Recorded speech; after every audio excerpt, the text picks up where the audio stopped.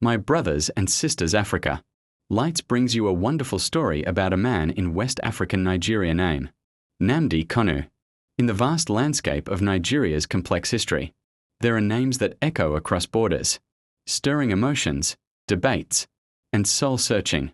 Among them stands Nnamdi Kanu, a man whose life story continues to shape conversations about identity, governance, belonging, and the unfinished chapters of the Biafran question.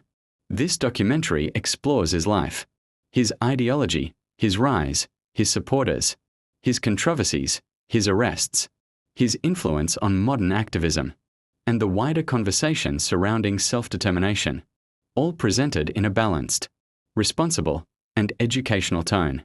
This story is not an endorsement of any political position, nor a criticism of any government or group. It is simply an exploration, a journey through the events, ideas, and forces that shaped a man and a movement. You are watching Echoes of Biafra, the life and struggles of Nnamdi Kanu. To understand Nnamdi Kanu, one must first understand the historical environment that created him. In 1967, tensions between Nigeria's regions escalated into a civil conflict known worldwide as the Nigerian Civil War or the Biafran War. The conflict lasted nearly 3 years and resulted in profound human suffering.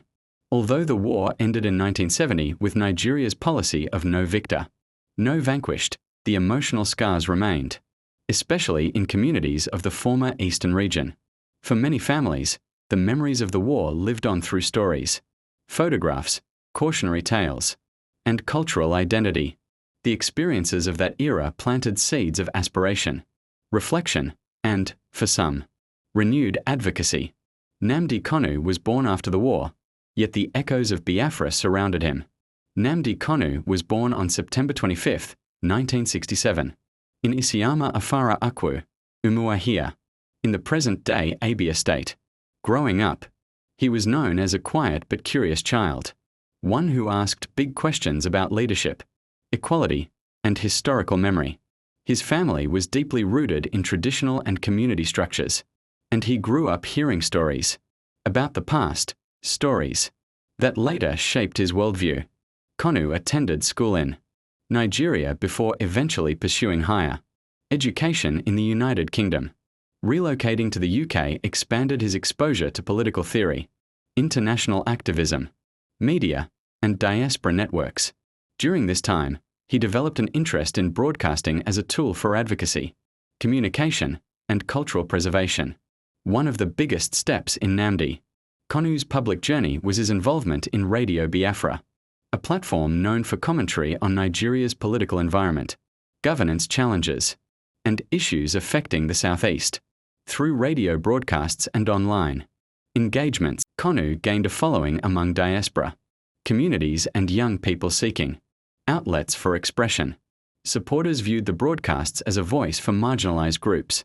Critics, however, felt the messages were divisive, confrontational, or overly aggressive. Regardless of perspective, one thing was clear. Nnamdi Kanu had emerged as a significant figure in public discourse. His name began trending on social media, online forums, and discussions across Nigeria. In the early 2010s, Kanu became associated with the indigenous people of Biafra, IPOB, a group advocating for discussions around political representation, cultural dignity, and self-determination. Supporters admired his boldness.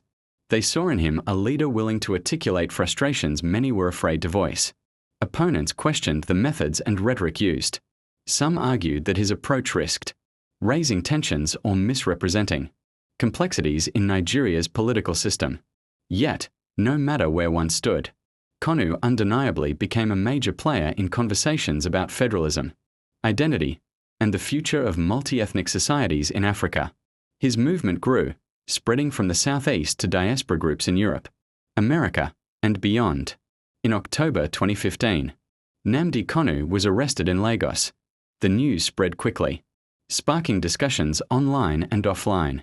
Supporters demanded his release, describing him as an advocate for social justice. Government institutions maintained that certain actions or broadcasts had violated Nigerian laws. Protests began across different states. particularly in the southeast. Diaspora organizations also staged rallies abroad. International observers, human rights groups, and legal analysts commented on due process, free speech, and national security as they often do in politically charged cases around the world. 4 months, court rulings were issued, revoked, reissued, and debated. Eventually, in 2017, Kanu was released on bail under a list of conditions. His return home was greeted by crowds of followers, signaling the strength of the movement he had built. After his release, tensions increased between IPOB members, community groups, and security agencies. Various incidents occurred, each interpreted differently by different parties. Supporters saw harassment, authorities saw violations, and observers saw miscommunication and fear. The complexity of the situation showed how deeply emotional and multi-layered Nigeria's identity debates are. Nigeria is a nation of over 250 ethnic groups, each with unique histories and expectations. For many people in the southeast, conversations about Biafra symbolized unresolved questions from the past.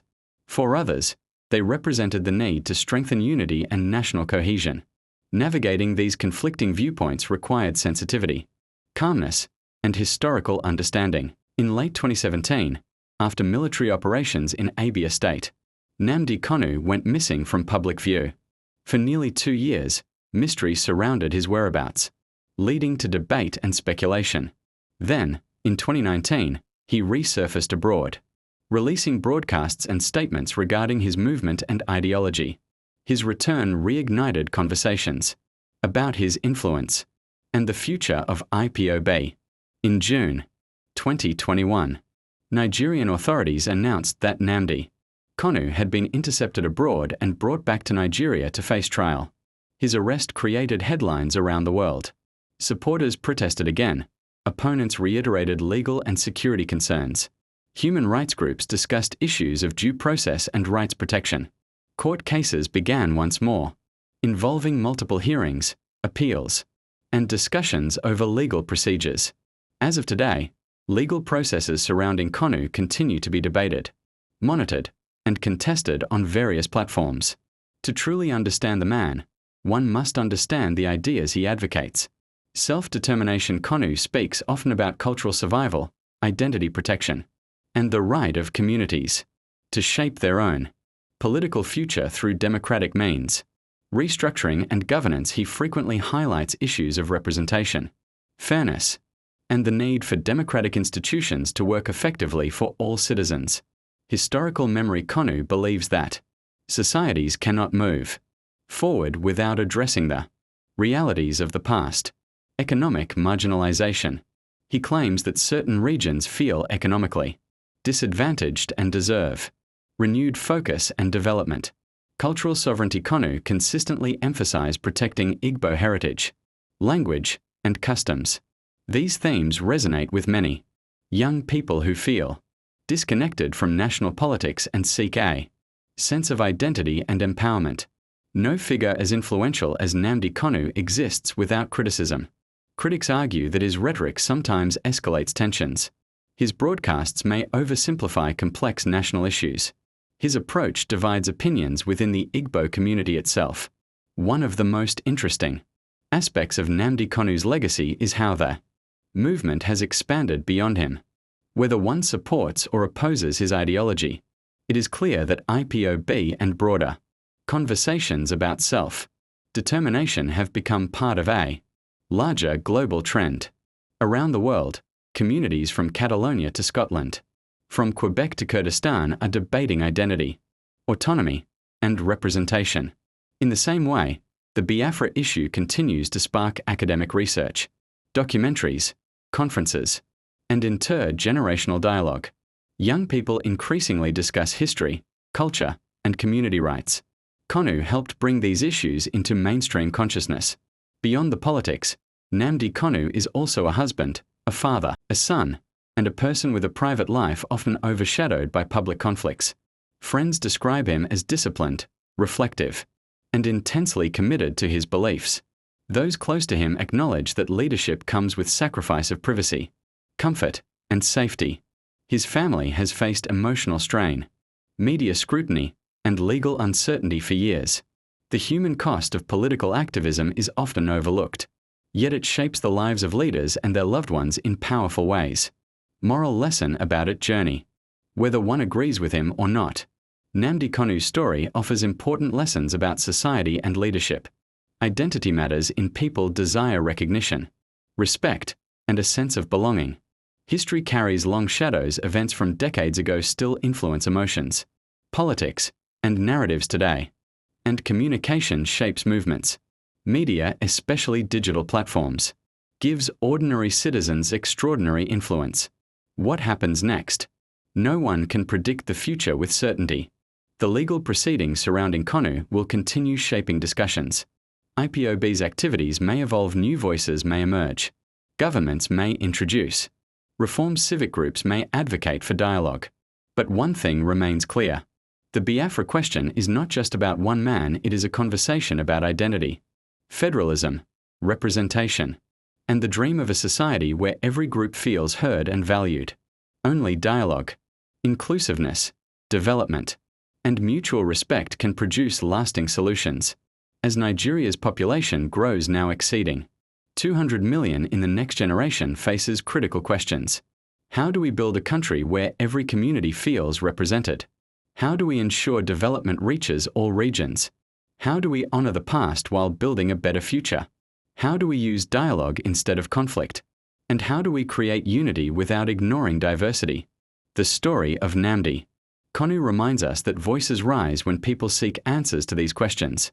Nnamdi Kanu is not just a name, he is a symbol interpreted differently by supporters, critics, and observers. His journey reflects a larger story: the quest for justice, identity, and belonging in a diverse nation. This documentary has explored his life, ideas, influence, controversies, sacrifices, and the continuing debates surrounding Biafra without endorsing any position, without attacking any institution, and without presenting unverifiable claims.